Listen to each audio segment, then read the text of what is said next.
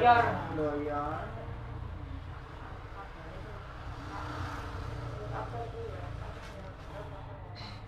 bismillahirrahmanirrahim. Assalamualaikum warahmatullahi wabarakatuh. Innal hamdalillah nahmaduhu wa nasta'inuhu wa nastaghfiruh wa na'udzu billahi min syururi anfusina wa sayyiati a'malina. Man yahdihillahu fala mudilla lahu wa man yudlil fala hadiyalah. Asyhadu an la ilaha illallah wahdahu la syarika lahu wa asyhadu anna Muhammadan abduhu wa rasuluhu la nabiyya ba'dah. Allahumma salli ala Muhammad wa ala ali Muhammad wa sallim wa barik ala nabiyyina Muhammad wa ala ali Muhammad. Fa inna asdaqal hadits kitabullah wa khairal hadi hadi Muhammad sallallahu alaihi wasallam wa syarrul umur muhdatsatuha wa kullu muhdatsatin bid'ah wa kullu bid'atin dhalalah wa kullu bid'atin dhalalah. Amma ba'da. Allahumma inna nas'aluka an taj'alana min ahlil Qur'an alladzina hum ahluka wa khassatik. Allahumma faqihna fid din, Allahumma alimna bit ta'wil, Rabbana zidna ilma warzuqna fahma, amin. Rabbi shrah li sadri wa yassir li amri wahlul 'uqdatam min lisani yafqahu qawli. Rabbana la tuzigh qulubana ba'da idh hadaitana wa hab lana min ladunka rahmah innaka antal wahhab. Subhanaka la ilma lana illa ma 'allamtana innaka antal alimul hakim. Sampai mana kajian kita?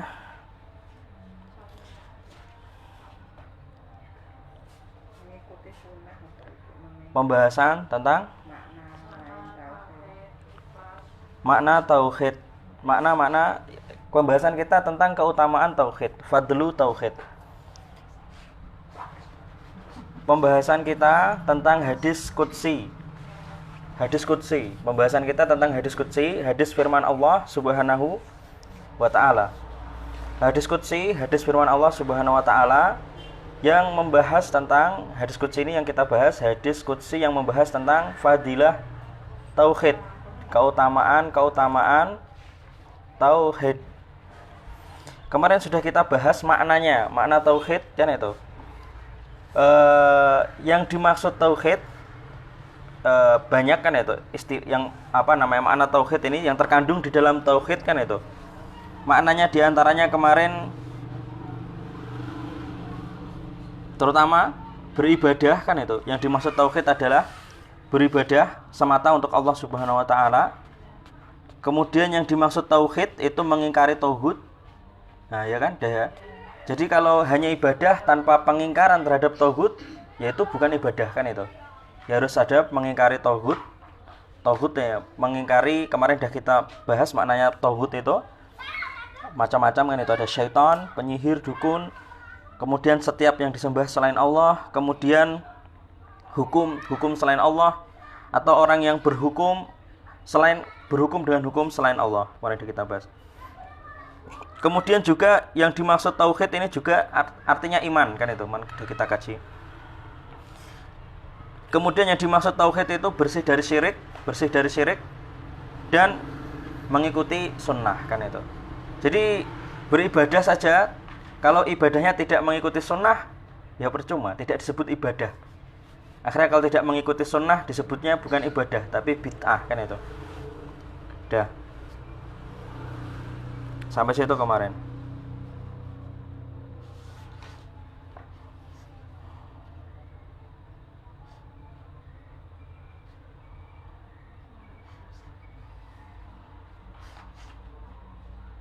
Nah, mungkin dituliskan itu. Di sini dituliskan itu. Syubhat kan itu. Ditulis ya, syubhat kan itu. Syubhat.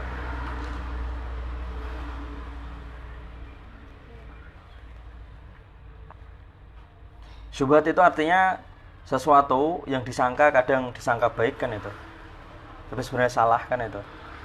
Syubhat itu sesuatu yang samar kan itu.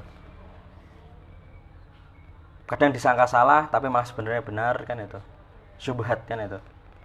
Jadi syubhat ini sesuatu yang samar kan itu. sering menjatuhkan orang kepada perbuatan haram, itu gampang gitu.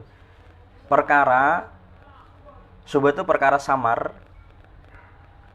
kelihatan seperti halal kan itu, tapi sering menjatuhkan orang kepada perbuatan haram atau sering menjatuhkan orang pada kerusakan kan itu. Nah, ini maksudnya syubhat kan itu. Nah, di sini tentang masalah ini tauhid tadi, orang yang sudah memahami tauhid tadi, ibadah kan itu. Kemudian mengingkari tauhid kan itu. Kemudian apa namanya? Beriman kan itu. Kemudian bersih dari syirik kan itu. Kemudian mengikuti sunnah kan itu. Di sini terkadang orang ada syubhat kan itu, kan itu. Nah, di sini syubhatnya, syubhat merasa cukup kan itu. Syubhat merasa cukup kan itu. Merasa cukup. Merasa cukup. Merasa cukup dengan ilmu tauhid kan itu. Merasa cukup dengan ilmu tauhid. Jadi ngaji satu kitab, kemudian setelah itu dia merasa cukup kan itu. Merasa tauhidnya sudah seperti tauhidnya para sahabat kan itu. Merasa seperti tauhidnya sudah sama seperti tauhidnya Nabi kan itu. Bahkan merasa sama tauhidnya seperti tauhidnya malaikat. Bahkan syubhat ini paling parah lagi, dia merasa sudah memiliki, pernah mengkajinya berkali-kali kan itu. Merasa dia ketika melakukan perbuatan maksiat kan itu, dia merasa selama masih punya ilmu itu tauhid kan itu, dia melakukan perbuatan maksiat menurutnya tidak masalah kan itu syubhat kan itu, merasa cukup dengan ilmu tauhid.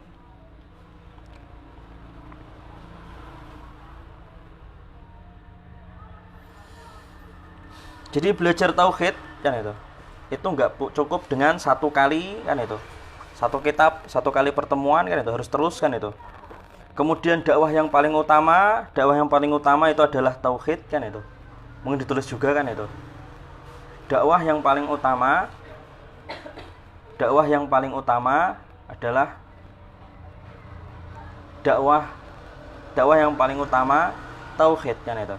Maksudnya dakwah tauhid itu menyerukan orang untuk bertauhid, menyeru untuk beribadah semata pada Allah, menyeru untuk mengingkari tauhid kan itu. Mengajak orang untuk membersihkan diri dari syirik atau berlepas dari kesyirikan kan itu. Mengajak orang untuk beriman kan itu, dan mengajak orang untuk mengikuti sunnah kan itu. Itu semua dakwah yang paling utama, dakwah tauhid. Dakwah yang paling utama itu dakwah tauhid kan itu. Menyampaikan, menyerukan atau mengajak orang untuk bertauhid.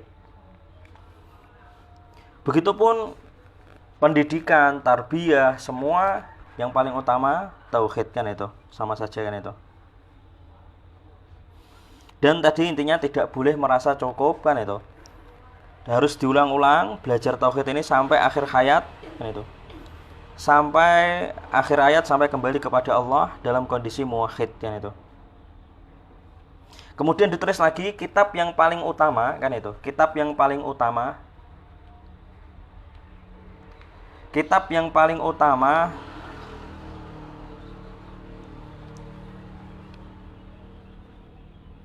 menjelaskan tauhid Al-Qur'anul Karim kan itu. Kitab yang paling utama menjelaskan tauhid Al-Qur'anul Karim. Jadi mengkaji tauhid yang paling utama ya melalui Al-Qur'anul Karim kan itu, Al-Qur'an. Dan hadis-hadis sahih kan itu, hadis qudsi, hadis nabawi kan itu, yang sahih kan itu. Itu paling utama.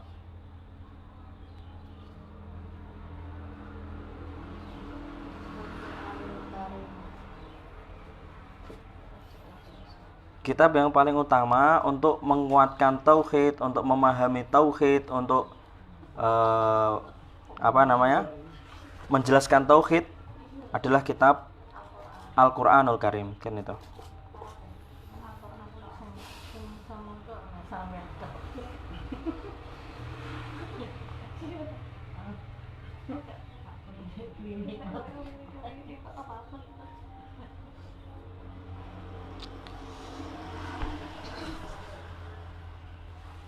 Sudah ya itu. Itu sedikit tadi tentang tauhid kan itu. Jadi itu intinya, tadi udah makna tauhid sudah kita bahas kan itu. Dakwah yang paling utama dakwah tauhid, kemudian syubhat di situ jangan sampai jatuh dalam syubhat itu merasa cukup dengan ilmu tauhid kan itu. Merasa cukup dengan ilmu tauhid, karena banyak sekali orang merasa cukup dengan ilmu tauhid kemudian tidak mau mengkaji permasalahan-permasalahan yang lainnya. Atau yang paling bahaya tadi merasa punya tauhid kan itu. Merasa tauhidnya sudah sama seperti sahabat, merasa tauhidnya sudah sama seperti nabi, atau bahkan merasa seperti malaikat kan itu. Atau yang paling parah tadi, karena merasa dia tauhidnya sudah baik kan itu, sempurna kan itu, ketika dia melakukan maksiat menurutnya tidak bermasalah karena saya punya tauhid kan itu. Yang penting kan tauhid, karena menurut dia yang penting tauhid. Ketika dia jatuh dalam perbuatan maksiat menurutnya kan itu nggak mencederai atau nggak mengurangi tauhidnya sama sekali kan itu. Nah, itu yang paling bahaya sekali, syubhat yang paling bahaya sekali. Kemudian sekarang kita masuk ke dalam pembahasan hadisnya kan itu, pembahasan hadisnya, hadis keutamaan tauhid. Hadis yang pertama, hadis Muslim nomor 4852. Hadis Muslim nomor 4852. Astagfirullah. Astagfirullah. Astagfirullah.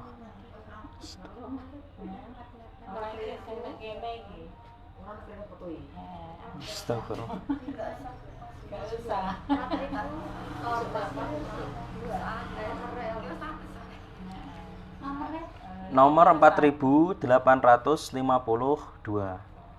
Hadis Muslim 4852.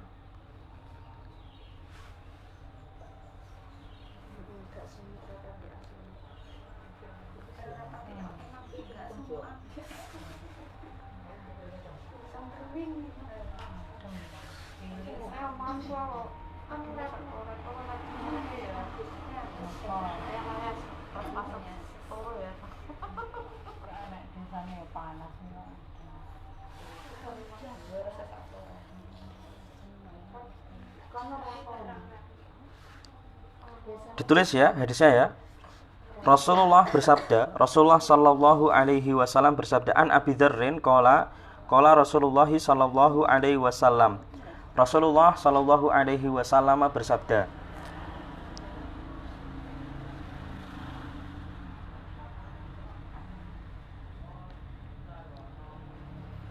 Rasulullah sallallahu alaihi wasallam bersabda, Yaqulullahu azza wa jalla man jaa bil hasanah. Allah berfirman, Allah azza wa jalla berfirman, Allah berfirman, atau ditulis Allah subhanahu wa ta'ala, atau kalau diringkas Allah ta'ala berfirman, man jaa bil hasanah, siapa berbuat kebaikan,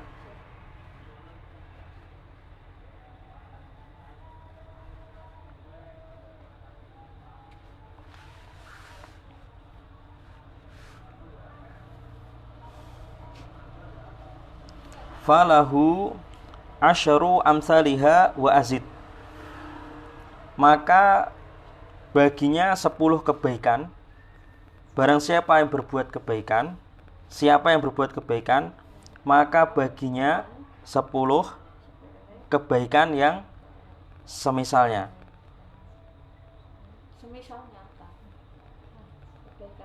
10 kebaikan yang semisalnya.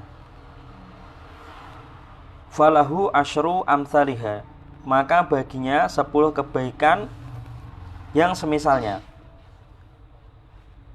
Satu sholat kan itu, setiap sholat kita kan itu, setiap puasa kan itu, satu sholat sama dengan 10 sholat. Satu sholat subuh sama dengan 10 sholat subuh ya Mbak Yun. Itu. Infak 10.000 sama dengan infak 100 ribu kan itu. Puasa Senin Kemis itu berarti 1 bulan itu ada berapa? Senin Kemis itu kan 2. 1 bulan itu bisa 8 sampai 9 kan itu. Berarti 1 bulan sama dengan puasa 90 hari. Puasa Yaumul Bid itu 3 hari dalam 1 bulan. Ya kan? 13, 14, 15. Ya, Yaumul Bid 3 hari. Berarti kali 10 berapa? 30.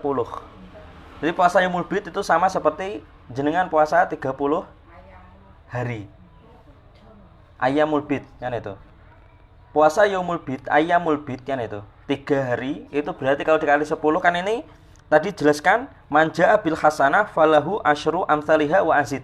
Siapa yang melakukan satu kebaikan baginya 10 kebaikan kan itu. Semisalnya kan itu. Wa azid tambah ya, dan aku beri tambahan kan itu. Wa azid. Sudah dikali 10 kan itu. Satu kebaikan itu sama dengan 10 kebaikan, dan aku tambah lagi kan itu. Maksudnya ditambah lagi itu bisa lebih kan itu. Nah, ini tergantung Allah Subhanahu wa taala. Bimasyiatillah, tergantung Allah. Berarti tadi puasa Yaumul Bid 3 hari 1 bulan sama dengan 30 hari. Yang puasa Ayyamul Bid setiap bulan berarti sama dengan dia puasa 1 tahun kan itu. Ya kan? Dan itu ada hadisnya emang. Orang yang rutin puasa Ayyamul Bid setiap bulan kan itu, atau setiap bulan enggak harus Ayyamul Bid. Pokoknya setiap bulan kok dia puasa 3 kali, itu sama dengan dia puasa 1 tahun kan itu, ada hadisnya.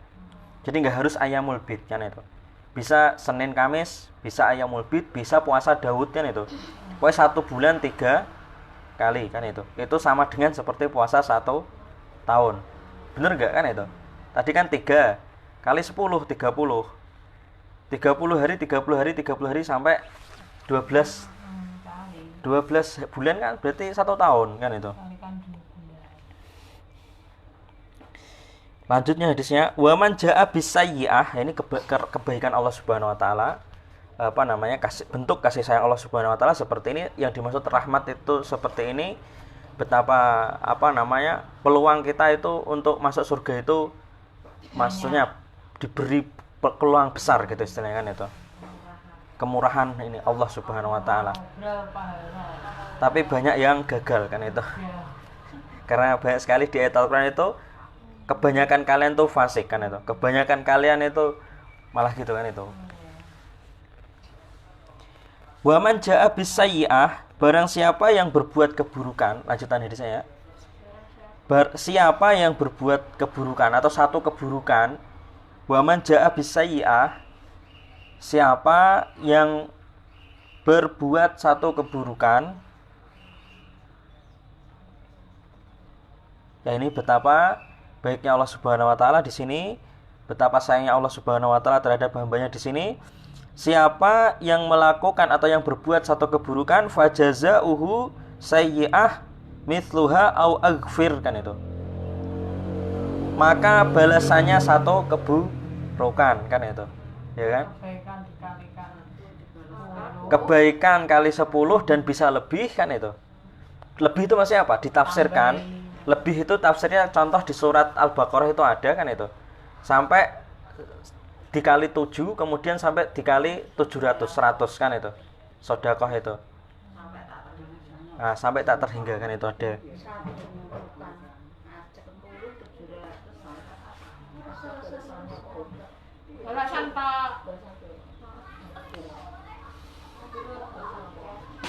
Maka balasan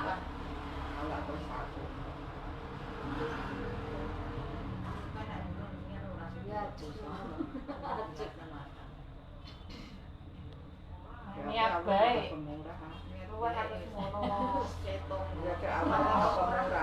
Iya. Nek lagi perbuatan apik ditolong nek urung yo.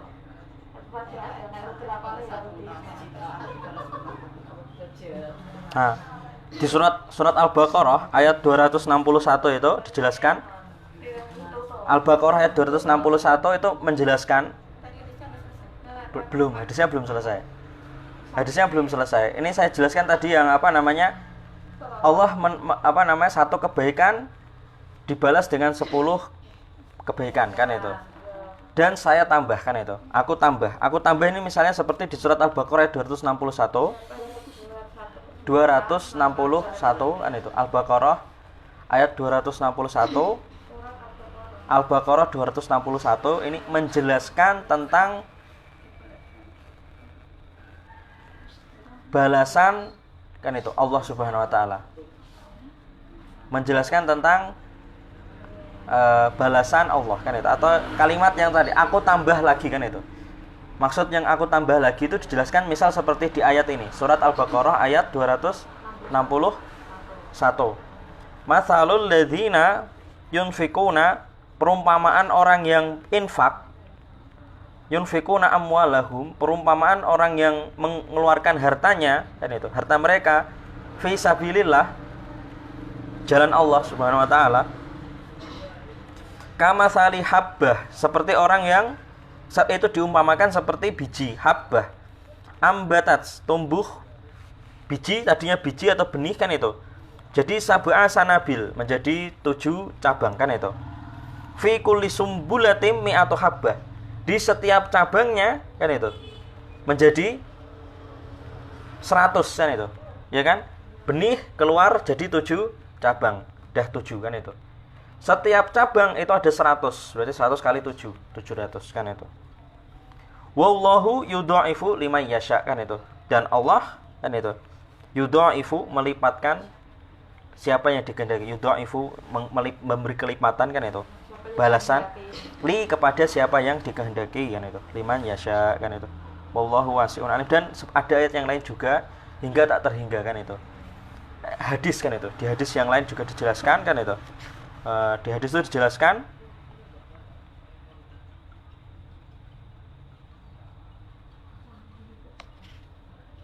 ya, insya Allah nanti dibahas itu masalah itu sendiri. La haula wala quwata illa billah. Lanjutnya sekarang hadisnya ya tadi ya. Jadi yang dimaksud aku tambahkan lagi itu contohnya seperti itu di surat Al-Baqarah ayat 261.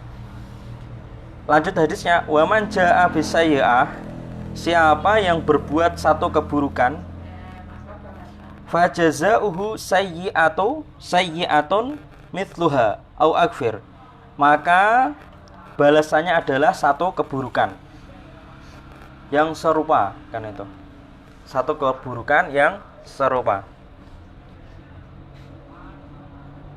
Au aghfiru, atau aku ampuni dia kan itu, atau aku mengampuninya.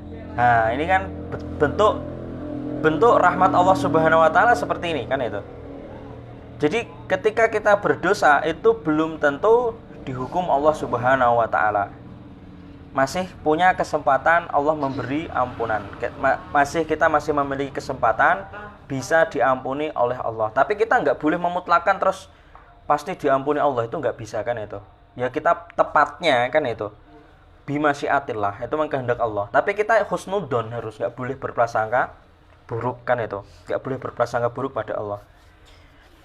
Nah, ini bentuk rahmat Allah Subhanahu wa taala, satu keburukan dibalas satu keburukan, atau kan itu kalau nggak dibalas Allah ampuni kan itu. Bisa itu. Kemudian lagi lanjutannya hadisnya. Wa man taqarraba minni shibron taqarrabtu minhu dira'an. Siapa yang mendekat padaku satu jengkal kan itu, maka aku mendekat kepadanya satu hasta.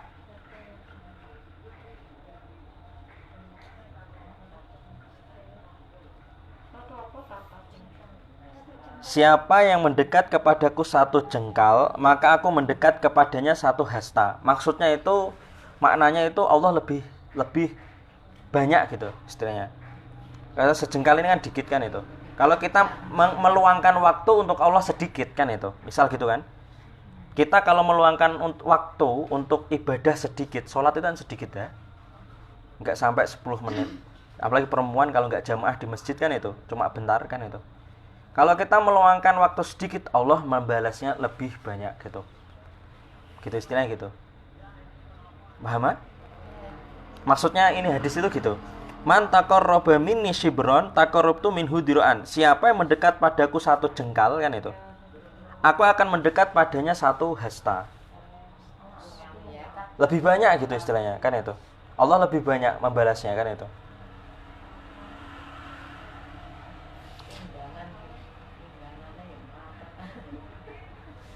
Wa man taqarraba minni dira'an taqarrabtu minhu ba'an. Man taqarraba minni dira'an, dan jika mendekat padaku satu hasta kan itu. Jika mendekat padaku satu hasta, taqarrabtu minhu ba'an, aku mendekat padanya dua hasta.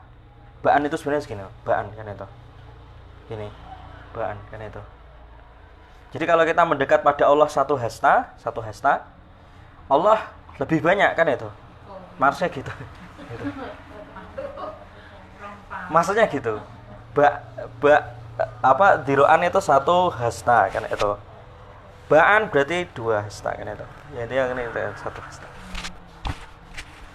Ya intinya maksudnya kalau kita meluangkan waktu untuk Allah kan itu, sedikit kan itu. Manusia itu ini menggambarkan manusia itu sedikit kan itu. Makanya manusia itu gak boleh sombong kan itu. Ini artinya itu manusia itu gak boleh sombong. Jadi sebesar apapun kita sudah berusaha sebesar apapun ibadah, itu sebenarnya masih gak ada apa-apanya sebenarnya kan itu. Itu gak boleh merasa. Ini artinya itu manusia itu gak boleh merasa cukup. Nah itu gak boleh merasa cukup, gak boleh merasa puas kan itu dengan apa yang dilakukannya. Gak boleh terburu-buru. Wow, masjidku paling ramai kan itu. Atau ini kajianku yang paling ramai kan itu, atau ini apa jenenge, pokoknya gitulah, merasa jadi terperdaya dengan banyak, dan juga jangan terperdaya dengan sedikit kan itu. Ini biasanya orang terperdaya jangan terperdaya terhadap yang banyak, juga jangan terperdaya terhadap yang sedikit juga kan itu. Intinya gitu loh, pokoknya jangan pernah merasa cukup kan itu. Wah ini banyak kan itu. Kan kadang orang kan gini, ada yang merasa menghindari hal yang banyak kan itu. Ada orang yang mencari yang sedikit itu yang paling benar kan itu. Kadang kan gitu. Jadi itu salah, nggak tepat kan itu. Yang banyak itu belum tentu benar, yang dikit itu juga belum tentu benar. Semuanya itu pokoknya. Di uang kan itu, harta kan itu, ataupun teman kan itu, keluarga ataupun masjid, pengajian, pokoknya semua. Jangan tertipu dengan yang banyak dan jangan tertipu dengan yang sedikit. Kan ada itu omongan biasanya gitu. Yang benerku yang sitik kan itu, biasanya gitu. Enggak, ini masalah benar kan itu. Iya, kan ada ayat yang mengatakan bahwa kebanyakan manusia di bumi ini sesat kecuali yang sedikit. Iya, tapi kan itu enggak menunjukkan itu yang kita kan enggak bisa menilai dengan benar salah sedikit banyak kan itu. Jadi gini loh, Mbak. Ayatnya memang gitu betul. Realita lebih banyak yang bermaksiat daripada yang tidak bermaksiat. Melakukan perbuatan taat. Itu emang banyak ayat seperti itu. Aktsaruhum fasik kan itu. Kebanyakan itu mereka manusia itu fasik kan itu. Ada banyak ayat seperti itu, banyak sih sebenarnya menjelaskan gitu. Tapi itu kan nggak bisa jadikan dalilnya yang jumlah gitu loh, banyak sedikitnya. Kan itu nggak menunjukkan dalil banyak sedikit itu menunjukkan kebenaran salah benar kan itu. Salah benar itu dinilainya itu dengan Al-Quran sama hadis kan, dengan ilmu kan itu, dengan Al-Quran dan hadis kan itu, kan gitu loh, kan gitu. Mengukur salah benar itu dengan Al-Quran dan hadis, bukan dengan jumlah kan itu. Karena juga ada hadis juga kan itu menjelaskan kondisi umat Nabi kan itu. Umat Nabi itu ada yang banyak, paling banyak itu umat Nabi Muhammad kan itu. Terus umat Nabi Musa itu paling banyak juga kan itu, Bani Israel kan itu banyak juga. Di hadis itu kan ada hadis Isra Mi'raj. Nabi ketika Isra Mi'raj, Nabi melihat kondisi umat kan itu. Umatnya Nabi yang paling banyak siapa? Nabi Muhammad kan itu. Itu dipraktekkan hadis tadi yang jenengan katanya yang banyak itu kebanyakan berbuat maksiat kan itu. Akhirnya nanti kan umatnya Nabi Muhammad berarti kan banyak yang salah kan itu. Kan gitu nih hadis itu. Makanya dari hadis di ayat itu memang betul ada kan itu. Kebanyakan orang itu fasik kan itu. Ada ayat seperti itu ada kan itu. Tapi juga ada di hadis kan itu. Umat manusia paling banyak itu umatnya Nabi Muhammad kan itu. Setelah Nabi Muhammad, Nabi Musa kan itu. Banyak dibanding dengan nabi yang lain. Hah? Banyak Dibandingkan dengan nabi yang lain. Iya, paling banyak kan itu. Umat Nabi Muhammad paling banyak kan itu. Dari itu kan dipahami, banyak sedikit kan itu bukan sebagai hujah gitu ya. Hujah kita itu bukan intinya maksudnya hujah itu bukan dari banyak sedikit kan itu gitu. Hujah itu kita mengambil apakah itu benar salah itu bukan dari banyak sedikitnya kan itu. Tapi dari apa yang disampaikannya, Al-Qur'an apa hadis kan itu. Kalau yang disampaikannya Al-Qur'an dan hadis itu berarti benar kan itu. Sedikit Memang kenyataannya kan yang dari Quran sedikit di dunia ini. Yang bersumber Quran ini kan sedikit daripada yang enggak. iya, betul. Itu kan realita. Tapi kita kalau mau menilai kan itu, apakah itu benar atau salah, itu nggak bisa melihat dari realita itu, Mbak. Kita kalau praktek di realita kan itu. Contoh ini ada pengajian di sini, terus ada pengajian di sana, ada pengajian di mana lagi. Kalau kita mencari mana yang paling benar itu nggak bisa terus dijadikan tolak ukurnya itu jumlahnya kan itu. Yang banyak belum tentu benar, Yang sedikit ya. yang sedikit juga belum tentu benar. Yang benar terus yang mana? Yang benar itu yang ngaji, yang dikaji di dalam kajian itu Al-Qur'an, yang dikaji di dalamnya itu hadis kan itu, yang sahih kan itu. Yang diajarkan tuntunan-tuntunan yang sesuai sunnah Rasulullah. Itu intinya gitu kan itu. Atau di hadis itu dijelaskan majelis ilmu yang benar kan itu. Ada itu di hadis memang. Majelis ilmu itu ketika malaikat itu datang kan itu. Kemudian datang ke majelis ilmu kan gitu. Kemudian malaikat setelah majelis ilmu selesai, malaikat itu kan kembali kan itu. Kemudian kan laporan gitu istilahnya.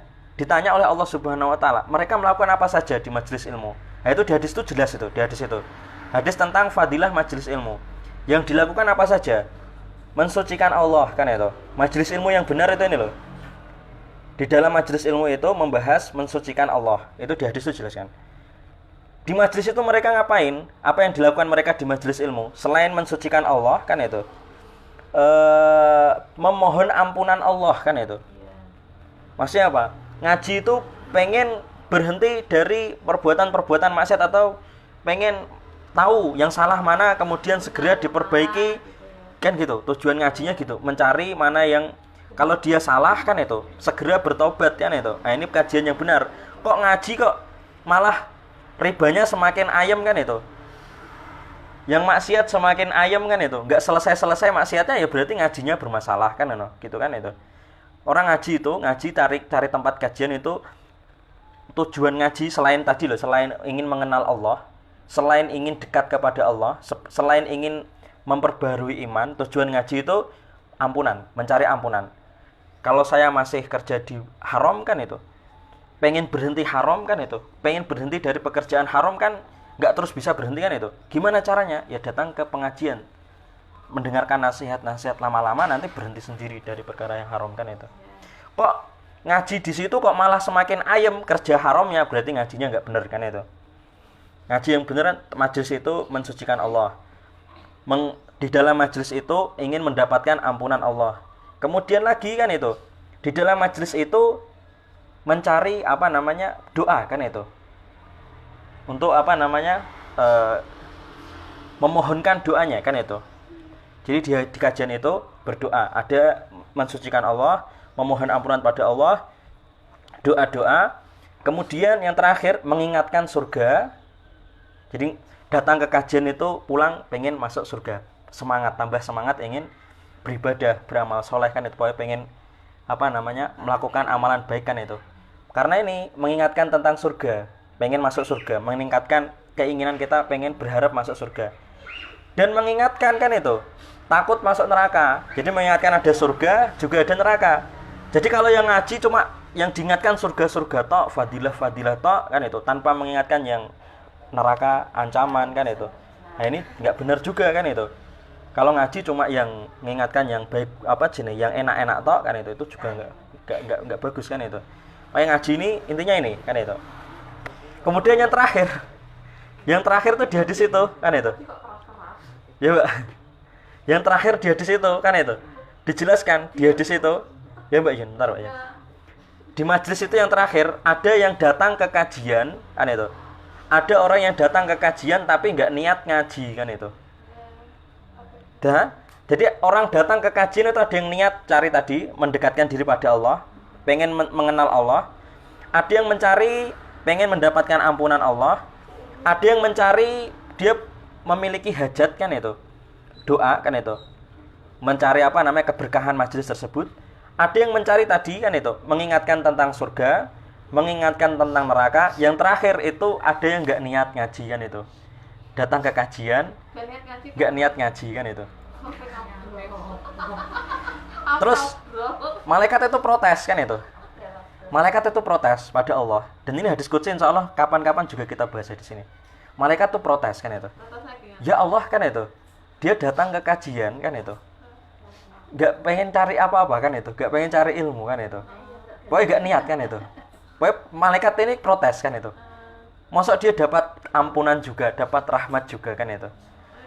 Kemudian Allah berfirman kan itu. Di hadis itu, hum jali suhum layasko kan itu. Layasko jali suhum kan itu. Kan itu. Apa namanya?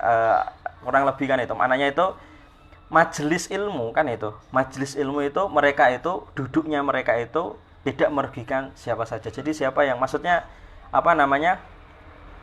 Layasko jali suhum kan itu. Kan itu. Humul julasa layasko jali suhum. Mereka itu yang duduk-duduk majelis ilmu itu tidak ada yang tidak akan rugi kan itu. Tidak akan rugi kan itu. Meski yang enggak niat pun kan itu. Maksudnya yang enggak niat pun itu nanti dapat apa namanya? Kebaikan kan itu. Dapat kebaikan kan itu. Pokoknya dapat enggak rugi lah gitu pokoknya. Kan ada orang niat ngaji itu ada yang cari konco kan itu, ada kan itu. Dapat konco kan itu. Ada yang niat ngaji cari jodoh kan itu. Ya dapat kan itu. Ada yang niat ngaji cari dapatnya sesuai niatnya. iya dapat dikasih Allah kan itu. Dikasih Allah tapi nggak dapat yang pahala tadi, yang nggak dapat yang tadi apa? Yang dekat dengan Allah, kemudian ampunan Allah. Aku boleh ilmu untuk dunia akhirat. Aku ngaji untuk dunia akhirat kok. Pada sih kayak ya alhamdulillah. Dan nek durung ya ada rahasia Allah. Teruskan ya, teruskan. Ya lanjutnya ya.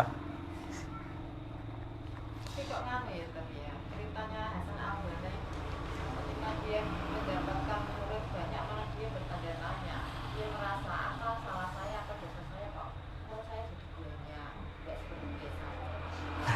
Ya emang sudah saya bahas kan itu. Banyak sedikit itu nggak bisa jadi ukuran kan itu. Intinya gitu. Dan emang banyak sekali asar ulama-ulama itu kalau muridnya banyak itu malah takut. Mawas diri gitu. Malah takut kan itu. Muridnya banyak itu malah takut kan Takutnya itu. gimana tuh? Itu rasanya bisa apa Ya takut kalau apa namanya takutnya salah kan itu. Pengajiannya malah salah karena orang-orang itu kebanyakannya apa namanya suka mengikuti yang apa namanya intinya takut Mbak, takut kalau pengajiannya ada yang salah kan itu. Kalau ngaji yang ada murid yang banyak kan itu, mereka takut kalau mungkin pengajiannya itu malah bukan pengajian yang benar kan itu. Tapi itu nggak bisa jadi patokan kan itu. Intinya gitu, bisa jadi patokan banyak sedikit kan itu. Minimal apa yang dia khawatirkan itu ada alasan tersendiri. Ya intinya gini yang saya sampaikan, jumlah orang, jumlah harta. Jadi kadang kan ada orang harta banyak itu menurutnya fitnah kan itu. Harta sedikit itu harta yang baik kan itu. Ada orang yang gitu juga zuhud. Sifat zuhud juga ada yang berlebihan seperti itu. Dia nggak mau harta banyak kan itu. Dia lebih suka harta yang sedikit kan itu. Ada orang seperti itu. Dia nggak mau kerja yang pokoknya penghasilannya besar, pengennya kerja yang apa namanya biasa-biasa saja kan itu. Dia seperti itu. Ada yang seperti itu. Jadi gini loh intinya. Jadi banyak sedikit tuh nggak bisa jadi hujah kan itu. Banyak sedikit nggak bisa jadi hujah kan itu. Yang bisa dijadikan hujah, jadi hujah kita itu Al-Quran, hadis sahih kan itu. Jadi kalau selama betul ada jelas dijelaskan di Al-Quran, jelas dijelaskan di hadis kan itu, ya itu berarti benar kan itu, benar kan itu. Kalau enggak berarti itu prasangka tok kan itu, prasangka kan itu. Bisa salah, bisa benar kan itu. Tapi memang kok ngaji orang banyak itu cara kita ingin lebih mendalam itu agak kesulitan karena apa?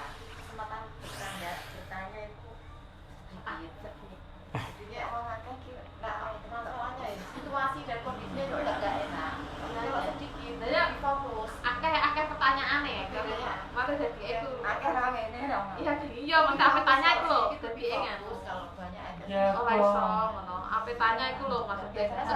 Solusi sampai awak itu lho sampai iso umat kene. Aku kasih tanya kapan ada ustadz iku dadi iku. Kalau dibandingkan kajian umum, enggak akan bertanya, susah Ada ya. juga sih yang bertanya malah banyak kok, itu kira satu-satu kok. Nah, di forum umum loh ya, aku kadang sering datang loh. Kalau bertanya tergantung kajian. Sifatnya itu cuma mendengarkan saja. Beda kalau yang sedikit. Coba di hari Jumat boleh sih datang Mbak Sri. Kalau bertanya kok lebih Ustaz aja. Kan kalau bertanya kan bergilir, nggak langsung bareng-bareng gitu, nggak dikasih kesempatan satu-satu. Hari Kamis, malam Jumat. Nah, Ya, intinya gini ya, apa namanya, ngaji itu memang saya kan ngaji sering kan ngaji di mana-mana gitu, sering kan itu nggak hanya mulang ngaji tapi juga ngaji kan itu, ngaji sama syekh dan lain-lainnya. Dan saya pribadi itu emang ini ngaji yang banyak sama ngaji yang sedikit kan itu emang di sini ada istilahnya apa ya, ada salah benar loh kadang itu, salah benar kadang tadi kan itu kayak kalau kita apa namanya mutlakan kan itu, andai kalau kita mutlakan kan itu ngaji yang nyaman itu ngaji sedikit kan itu, karena nanti yang sedikit itu enak kan itu untuk tanya jawab, komunikasi dengan ustadznya lebih interaktif kan itu, tanya jawab kan itu. Terus kalau gitu kan terus nanti yang lainnya nggak ini apa namanya nggak kumanan kan itu, kalau ngaji lebih diutamakan yang sedikit kan itu. Jadi kalau kita lebih fokus ke kajian yang sedikit yang seperti ini kan itu, dan tidak mengutamakan kajian yang umum kan itu juga nggak tepat kan itu. Kalau yang fokus di kajian umum kan itu tetapi meremehkan kajian-kajian seperti ini, itu juga nggak tepat kan itu, nggak tepat. Jadi emang pengajian itu emang modelnya itu ada dua no, gampangannya. Intinya gini, kajian itu modelnya ada dua. Ada model kajian umum kan itu, kajian umum. Ada model kajian yang lebih kan itu inten kan itu, istilahnya. Jadi kalau saya bagi itu kan itu taklim yang benar kan itu, taklim yang benar itu yang seperti ini kan itu, taklim kan itu, taklim itu apa namanya, mengkaji atau istilahnya belajar kan itu, belajar. Tapi kalau di kajian umum kan itu lebih ke istilahnya kurang ini ya, lebih umum kan itu, kajian umum. Detail ya ramane sing sampai detail ekstrim rawan. Kalau masalah itu kira-kira kan ini bisa nggak misalnya Tapi emang ada apa namanya, kajian umum itu juga ada kelebihannya kan itu, karena kajian umum itu sasarannya orang mujtama itu orang banyak kan itu, supaya semua bisa ikut ngaji kan itu. Jadi fungsi kajian umum itu emang bagus kan itu, merangsang masyarakat supaya bisa ngaji kan itu. Kalau nggak ada kajian umum juga itu nggak tepat kan itu. Nah nanti itu di kajian orang Islam itu ada yang pengen ngaji yang lebih ini, tadi kayak baca itu loh, saya pengen ngaji yang lebih istilahnya lebih serius kan itu. Nah kalau orang yang ngajinya pengen lebih serius, nek datang ke kajian umum ya itu nggak tepat kan itu. Akhirnya dia ya cuma gitu-gitu toh dapatnya. Kalau yang pengen lebih serius ya emang kajiannya taklim seperti ini kan itu, yang ada materinya kan itu, nyata kan itu betul-betul di. kan nggak hanya ngaji aja, sekolah aja kalau kebanyakan murid juga nggak enak. Nggak fokus ya, nggak Jadi nyaman. Nggak hanya dalam forum ngaji aja, dalam cari ilmu lainnya juga. Kebanyakan murid. Ya betul kan itu. Tapi tadi kita itu enggak, sama-sama diperlukan. tapi kita itu enggak boleh punya sifat istilahnya eksklusif kan itu. Itu kan enggak. Kalau masalah itu kan bukan mana yang lebih dibutuhkan kalau dilakoni. Jadi ngene loh, Mbak. Ngene loh. Kajian itu tadi kan ada dua modelnya kan itu. Kajian itu ada dua. Ana sing keras, ana sedang. Loh kok ngono? Enggak gitu. Enggak gitu. Salah ya itu, enggak tepat ya omongan seperti itu. Saya bicara. Jadi model kajian itu emang ada yang sifatnya dibuka untuk umum kan itu. Biar tujuannya sasarannya semua orang itu bisa menerima, bisa ngaji. Nah, di kajian umum ini emang pembahasannya lebih ringan kan itu. Enggak boleh berat, emang enggak boleh berat. Kita sebagai ya bukan masalah keras tidak keras, bukan gitu. emang kajian umum itu harus dikasih yang ringan, terus yang orangnya itu biar kadang ya ben seneng guyu, dan kadang orang di kajian umum itu tujuannya nyarinya bukan nyari ilmu tapi pengen piknik kayak hiburan gitu istilahnya. Ada yang seperti itu, ada yang seperti itu emang. Aku takkan tak. Ya, nanti terus mah aku tak tanya ya. Iklan, ayo. Dah. Intinya gini, dua model pengajian ini semuanya butuhkan itu. Di sekolah pun gitu. Di sekolah itu ada yang sekolah yang umum kan itu. Istilahnya apa namanya, materinya ringan kan itu, menyesuaikan dengan apa namanya kemampuan masyarakat kan itu. Ada sekolah yang terpadu atau sekolah yang mungkin fokus bahasa Arab, ada sekolah yang fokus tahfidz. Makanya kan pengen sekolah yang lebih berat ya sekolah yang lebih berat, nek pengen sekolah yang ringan ya masuk di sekolah umum kan itu, yang pelajarannya ringan kan itu. Kan gitu aja pilihan kan itu. Tapi semuanya itu bagus kan itu. Kalau ini dihilangkan yang sekolah umum yang ringan ini, nanti kasihan. Nggak ada yang mampu. Sekolah yang berat ini biasanya biayanya mahal kan itu. Karena dia kelasnya apa namanya mungkin lebih bagus, gurunya lebih bagus, kemudian apa namanya emang dibatasi kan itu, muridnya kan itu dan lainnya kan itu. Kalau yang sekolah umum lebih murah kan itu, kemudian menerima lebih banyak kan itu dan lainnya, otomatis tetap berkurang itunya kualitasnya kan itu. Tapi emang tujuannya emang menyesuaikan kemampuan masyarakat kan itu. Intinya semua dibutuhkan kan itu. Ya tak tanya. Nggih monggo. Ini ya tak ada. Kan ada penyampaian yang keras, ada yang ringan kali ya. Tapi Jangan keras kok, berat sama Ya, ringan berat, gitu. ya, berat Berat sama sama ringan ringan. kan itu. tapi ya tak. Islam itu enggak keras sebenarnya. Sama lembek. Nek keras sama lembek betul itu. Nek keras sama lembek betul. Nah terus tanya kan, dulu ya kan ya, dulu ya temanku ya NA, itu kan, USA, temanku NA. Nah itu kan ada organisasi NA, terus ada ngaji di tempatku. Terus bilangnya gini, semulang siapa mbak? Yun, semulang Pak Eli. Wah, nek Pak Eli ya keras, gitu kan? Yes, ya, Gitu, enggak. bilang, Itu kan pendapat orang. Iya, maksudnya kan gitu lah. Dan terus ya makanya kan, seroh penyampaiannya Pak Eli dulu kan gitu. Nah, terus aku tanya sama Om Eli, Om, ini kan orang umum, Om, NA-nya kan dari nasional ya, Om, NA nasional. Anu lah, maksudnya, Om itu nasional. Kalau penyampaiannya seperti yang saya berikan sama teman-teman kajian biasa, engkau tak tergendal, Om, aku ngono, gak Yun, kok tak ngane dari awal pertama, karena sudah tahu Om, kalau penyampaiannya kamu itu didengarkan itu keras gitu, langsung gendal, aku ngono. Dah. Iya makanya itu tak itu, aku makanya itu dari orang menerimanya tuh gak, oke terus nganu, itu makanya. Yes, gak usah dibahas lagi kan itu. Iya, Gak usah dibahas. itu mana nih kemarin Yang seperti itu nggak usah dibahas kan itu. Udah lupakan. Pokoknya kalau ada orang bilang kajian itu keras, Islam itu nggak keras kan itu. Quran ya sini. Gitu. Ya emang Quran itu ya. Tapi kan sini ilmu bertambah gak sesuai dengan nek wong ngaji arang-arang gak yo beda nehnya. Ini saya tutup. Aku qouli hadza, astaghfirullah li wa lakum, jazakumullahu khairan, barakallahu fikum, wassalamualaikum warahmatullahi wabarakatuh. Apa?